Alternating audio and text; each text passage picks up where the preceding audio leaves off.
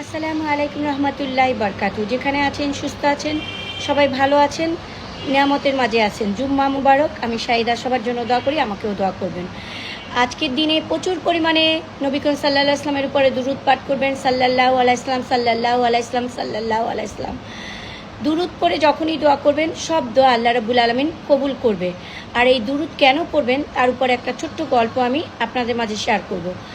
গল্পটা বলার আগে একটা কথা বলে নেই। আমরা যে কথাগুলো মনে বলি না কিন্তু উপরে বলি, যেমন উপরে উপরে বলি আমি মুসলমান, আমি আল্লাহকে পেয়েছি, আমি নবীকে পেয়েছি, কিন্তু আমাদের অন্তরে অন্তরে এটা লালন পালন করি না। সেই অন্তরে যেন আমরা আমাদের নবীজিকে লালন পালন করি, অন্তরে যেন আল্লাহর ভয় থাকে, অন্তর চোখ যেন আল্লাহ খুলে দেয়, সেই প্রার্থনা যেন আমরা সবসময় সবার জন্য করি। তো গল্পটা দিয়ে শুরু করি। গল্পটা হলো, একবার নবীজিকে খুঁজে পাওয়া যাচ্ছিল না। 3 দিনের জন্য নবী করিম সাল্লাল্লাহু আলাইহি ওয়াসাল্লামকে খুঁজে পাওয়া যাচ্ছিল না। সবাই বলতেছিল নবী করিম সাল্লাল্লাহু আলাইহি ওয়াসাল্লামকে খুঁজে পাওয়া যাচ্ছে না, কেউ কি কোথাও দেখেছো তাকে? হঠাৎ করে ওমর রাদিয়াল্লাহু বলতেছে যে নবী করিম সাল্লাল্লাহু আলাইহি ওয়াসাল্লামকে খুঁজে পাওয়া যাচ্ছে না, নিশ্চয়ই কাফেররা আমার নবীকে মেরে ফেলেছে। যদি সত্যি এটা হয় তাহলে একজনের মাথাও তার দেহের সাথে থাকবে না, আমি ওমর বলে দিচ্ছি। সে খুব রাগান্বিত হয়ে সমস্ত জায়গা নবী করিম সাল্লাল্লাহু আলাইহি ওয়াসাল্লামকে খুঁজতেছে। খোঁজার পরে খুঁজতে খুঁজতে খুঁজতে খুঁজতে সে গিয়ে আবু বকর রাদিয়াল্লাহু তাআলা আনহুকে পেল। পেয়ে জিজ্ঞেস করলো, নবী করিম সাল্লাল্লাহু আলাইহি ওয়াসাল্লামকে দেখেছেন? সে বলে, না, আমি তো দেখিনি। কি হলো? বলে, ওনাকে মদিনাতে খুঁজে পাওয়া যাচ্ছে না 3 দিন ধরে।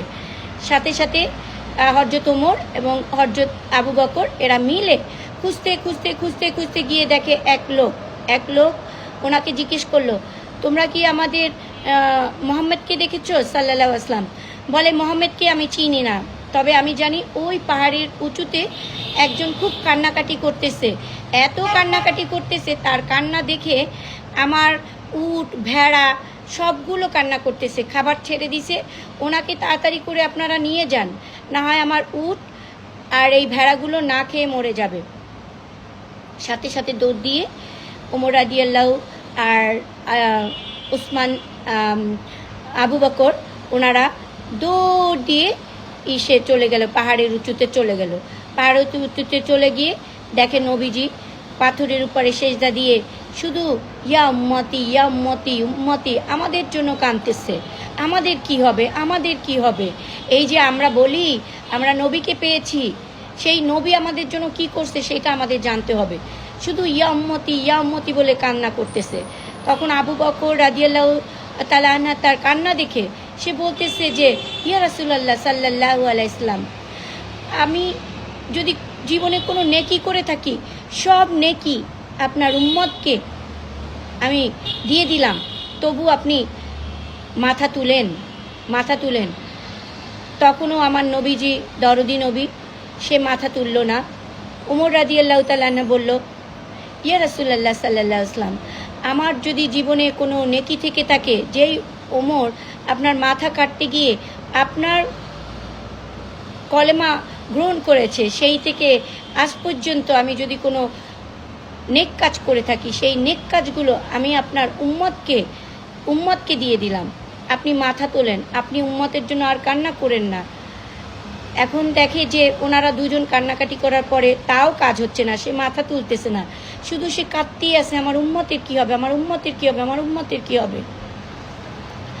তখন হযরত আবু বকর এবং হযরত ওমর সে গিয়ে বলল, চলো আমরা মা ফাতেমাকে নিয়ে আসি। যখন মা ফাতেমা আব্বাজান বলে ডাক দিবে, নবী করিম সাল্লাল্লাহু আলাইহি ওয়াসাল্লাম সত্যি সত্যি মাথা তুলবে, কারণ নবীজি মা ফাতেমাকে খুব ভালোবাসতেন। দৌড় দিয়ে তারা দৌড়াতে গিয়ে দেখে মাঝপথে হযরত আলীকে পেল। হযরত আলীকে বলল যে, আমরা মা ফাতেমাকে নিতে আসছি, নবীজি এবার রকমের কান্না করতেছে উম্মতের জন্য, একমাত্র ফাতেমাই তাকে তুলতে পারবে। যেই কথা সেই কাজ, মা ফাতেমা দৌড় দিয়ে তাদের সাথে গিয়ে বলল, আব্বাজান, 3 দিন হয়ে গেল, আপনি ফিরে আসার পরে সবসময় আমাকে দেখা করেন, আজকে 3 দিন হলো আপনি আমার সাথে দেখা করেননি। আব্বাজান, আমি চলে আসছি, আপনার ফাতেমা, আপনি মাথা তোলেন। আমি যদি কোনো নেকি করে থাকি, আমার সব নেকি আপনার উম্মতকে দিলাম, আপনি মাথা তোলেন, তাতেও কাজ হবে না। সে মাথা তুলতেছে না, সে কান্না করতেছে, ইয়া উম্মতি, ইয়া উম্মতি। আমাদের কি হবে? আমরা এত পাপে জর্জরিত, এত পাপে জর্জরিত, এত পাপে জর্জরিত, এই আমাদের পাপে কি হবে? সেই পাপে যেন শাস্তি না হয়, তার জন্য আমার নবীজি, দরদি নবী কান্না করতেই আছে। তারপরে মা ফাতেমা কি করলো? শেষমেশ বলে, আব্বাজান, আপনার নাতি হাসান হোসেনকে আমি আপনার উম্মতের জন্য কোরবানি করে দিলাম। সাথে সাথে আমাদের দরদি নবী মাথা তুলে বলল, মা তুমি কি করলা, কি দোয়া করলা? আল্লাহ তো তোমার দোয়াকে কবুল করে ফেলছে। এর জন্য দেখেন আমাদের মাঝে যে ইসলাম আসছে, হাসান হোসেনের কোরবানি, মা ফাতেমার কোরবানি, মা খাদিজাতুল কোবরার কোরবানি, মা আয়েশার কোরবানি, ওসমান, আবু বকর, হযরত আলী, মহানবী সাল্লাল্লাহু আলাইহি সাল্লাম, আরও লক্ষ লক্ষ সাহাবা সাহাবি, আরও নবী রসুল, সবার ত্যাগের বিনিময়ে আমরা ইসলাম পেয়েছি।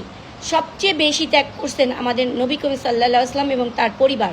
এর জন্য তার উপরে প্রচুর পরিমাণে দুরূদ পড়তে হয়। যখনই সময় পাবেন তখনই দুরূদ পড়বেন। আল্লাহুম্মা সাল্লি আলা সাইয়্যিদিনা মুহাম্মাদ ওয়া আলা আলি মুহাম্মাদিন কামা সাল্লাইতা আলা ইব্রাহিম ওয়া আলা আলি ইব্রাহিম ইন্নাকা হামিদুম মাজিদ। আল্লাহুম্মা বারিক আলা মুহাম্মাদ ওয়া আলা আলি মুহাম্মাদিন কামা বারাকতা আলা ইব্রাহিম ওয়া আলা আলি ইব্রাহিম ইন্নাকা হামিদুম মাজিদ। এটা পড়বেনই। আর যদি বেশি না পড়তে পারেন, সাল্লাল্লাহু আলাইহি সাল্লাম, এটা পড়বেনই। কারণ আমাদের দরদি নবী অনেক কিছু আমাদের জন্য স্যাক্রিফাইস করছে, আমাদের জন্য অনেক সুখ শান্তি সব সে জীবনে ত্যাগ স্বীকার করছে শুধু আমাদেরই জন্য। এবং আখেরাতেও সে এই কাজটাই করবে যতক্ষণে না আমাদের আল্লাহ রাব্বুল আলামিন ক্ষমা করবেন। তাহলে সেই দরদি নবীর উপরে যেন আমরা দুরূদ পড়ি, সেই দুরূদের বদৌলতে হলেও সে যেন আমাদের সুপারিশ করতে পারে আখেরাতের ময়দানে। তো চলেন আমরা যেন যে কাজটা আমরা মুখে বলি সেই কাজটা যেন অন্তরে করি। এবং যারা আমরা মুখে বলি অন্তরে কাজ করি না, তাদের কিন্তু ভয়ানক শাস্তি হবে আখেরাতের ময়দানে। তারা যারা এই কাজটা করে, যে মুখে অনেক কথা বলে, কাজে সেই কাজটা সে নিজে করে না, আখেরাতের ময়দানে তার সমস্ত মানে মুখমণ্ডলের মাংস গলে গলে গলে গলে পড়ে যাবে, তার নাড়ি বুড়ি ক্ষয়ে ক্ষয়ে পড়ে যাবে। এর জন্য যে সে নিজে মুখে বলে অন্তরে করে না। তো চলেন আমরা অন্তর নিয়ে কাজ করি, অন্তরকে পরিষ্কার করি, আয়না পরিষ্কার না করে অন্তরকে পরিষ্কার করি এবং নিজেকে একজন সুন্দর মুমিন বান্দা এবং বান্দি হিসেবে কিভাবে আল্লাহর মুখোমুখি দাঁড় করাবো তার জন্য আমরা নিজেকে গোছাই। আর চলতে গেলে আপনার অনেক কথা শুনতে হবে, মানুষের কথা।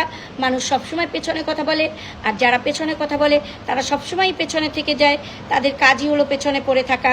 তারা কখনোই চিন্তা করে না যে আমার একটু আগাতে হবে। তাদেরও আল্লাহ হিদায়াত দান করুক, তারা যেন সামনে আসতে পারে।